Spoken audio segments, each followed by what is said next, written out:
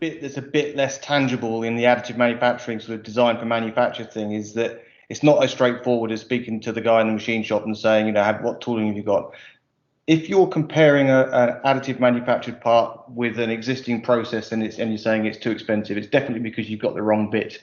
You shouldn't be making that part using additive in the first place. So the education piece actually needs to come much further down the supply chain before the design decisions are even made. If you started to design the part with some thoughts in mind, you're already too late. And one of the problems that we're seeing quite a lot is that in the old days you could design something quite easily that couldn't be made. Now we are not able to design the things that exploit the benefits of the way that we can make them. So we're not designing parts that are sophisticated or complicated enough to get benefits out of AM. And when we're looking at the cost comparison, we're looking at part to part rather than life cycle and product development cycle, where you might be actually reducing the cost downstream or upstream by using additive. Whether it be through the tooling investment or whether it be through the sort of the maintenance regime or the combination of numbers of parts. So it's actually quite complex to compare the cost of a part when you're looking at additive.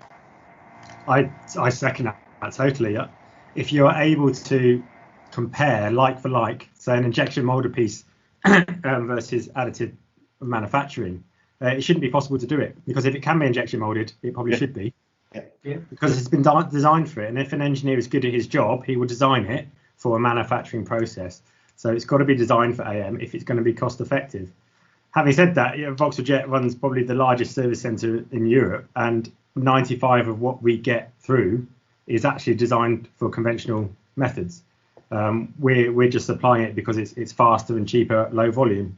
But certainly I think to take it from that level of fast make type work to production, there definitely needs to be more collaboration and design for AM from the beginning.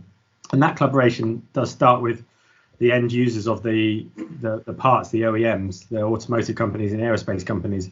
When they send out to an AM company a single part that's been designed for traditional manufacturing, most likely, and they expect it to be cost effective, and it comes back more expensive, it shouldn't really be a surprise. But what they should do is they should send the assembly and say, right, we've got all these different parts. What could you do to reduce the number of parts? Or we've got a structural load to put between A and B. Can you help us design a part to be made, rather than sending the finished item out there and expecting AM to be cheaper? But do you think it's still a brave engineer that's going to make a commitment on day one that parts can be manufactured using additive manufacturing?